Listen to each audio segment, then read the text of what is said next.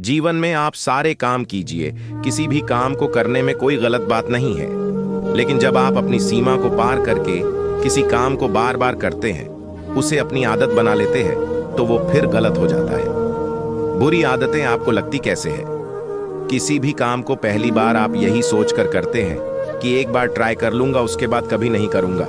दूसरी बार आप ये सोचते हैं कि चल एक बार फिर से कर लेता हूं। तीसरी और चौथी बार कोई आपका अपना आपके पास आता है और उसे आपको करने के लिए मजबूर कर देता है और आप उस काम को कर देते हैं और धीरे धीरे करके वह काम आपसे इतनी बार हो जाता है कि आपको उसकी आदत लग जाती है और आपको पता भी नहीं चलता है। और जब आपको एक बार उसकी आदत लग गई, फिर आप उसको काम बिना किए रह नहीं पाते।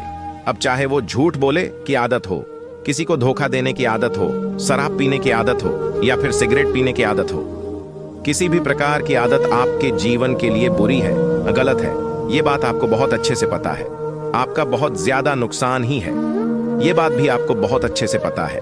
लेकिन आप उसे खत्म नहीं कर पाते। क्यों? क्योंकि आपको आदत लग चुकी है। आप सोचकर देखिए कि सिगरेट पीते पीते ये बोलने से कि यह मेरी आखिरी सिगरेट है, इसके बाद नहीं पीऊंगा, क्या किसी व्यक्ति ने आज तक सिगरेट छोड़ी है, शराब छोड़ी है या फिर और बुरा काम छोड़ा है? नहीं छोड़ा है ना। तो फिर सोचकर देखिए कि आप ऐसे क्यों बोलते हैं कि आपकी आदतें भी इस प्रकार से बोलने से या फिर कमेंट करने से छूट सकती है। बिल्कुल नहीं। आइए आज एक बुरी आदत से बचने के लिए कहानी सुनते हैं जो आपको बहुत सीख देगी। मुकुल नाम का एक लड़का था। वह रोज शराब पिया करता था। रोज शराब पीने के कारण उसे इसकी लत लग गई। वह अब शराब के बिना रह नहीं पाता था।